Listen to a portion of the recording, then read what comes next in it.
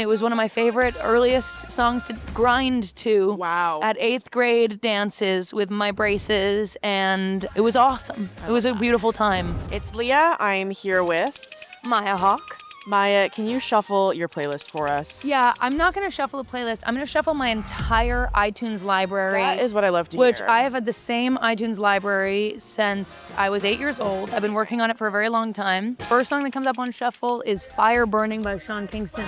Somebody call 911.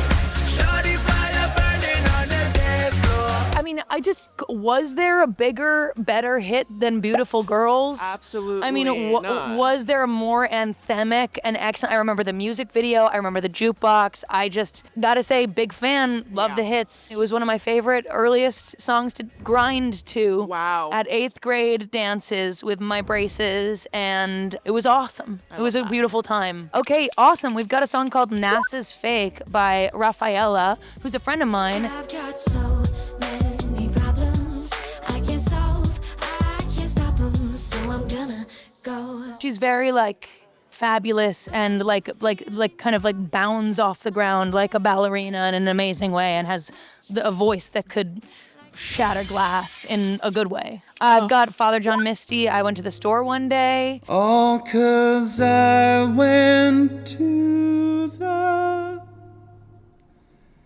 store. Beautiful, extremely romantic song. Kind of inspired actually one of the songs on my new album. Not that it's out yet, but it's a beautiful, beautiful song. Stay tuned. Stay tuned. And then we've got Breezeblocks by altj. I've gotten really lucky.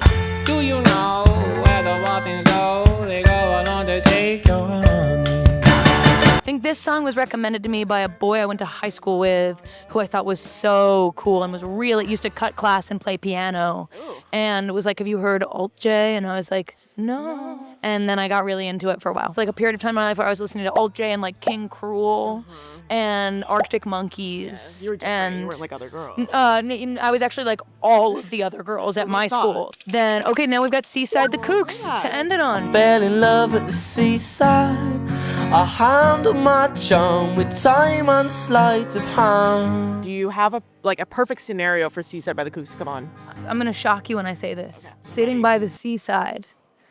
Okay, so I want to ask you what song you think people should be putting on their playlist. Well, everyone on my team and at my record label would probably kill me if I didn't say my own song, which is out now, called Devil You Know, off of my new album, Maitreya Corso. Deal with the devil, you know, take it slow. What do you love about that song? I got really into the vocoder, that I had never really heard of a vocoder. I tried one time and was like, what is this? This is incredible. And it reminded me of so many things that I loved and didn't know what was making that sound. And then I heard the vocoder and I was like, oh, I must use vocoder all the time now for everything. I am curious who you had in mind while you were writing this album. Who did I have in mind?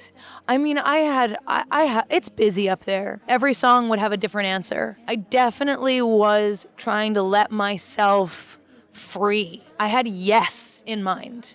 I had if that feels right, do it. If that's how the thoughts are coming, put them down. Quieting the voices that say no, or that's bad, or that's cheesy, or people won't like it. I had myself in mind, and I had yes in mind as the only consistent theme. So you are going also on tour for the first time in 3 years. I am curious, in the past 3 years that you haven't been on tour, what do you think you're going to bring with you on this upcoming tour that you didn't have access to 3 years ago? Knowledge about why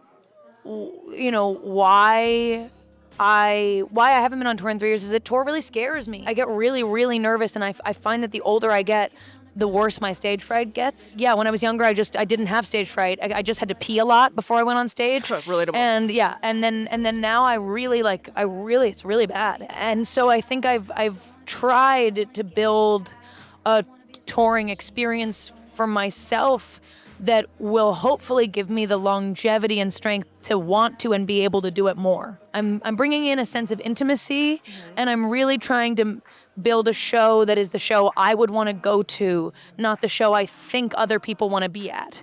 So we'll see if that works or not. Who knows? You'll tell me.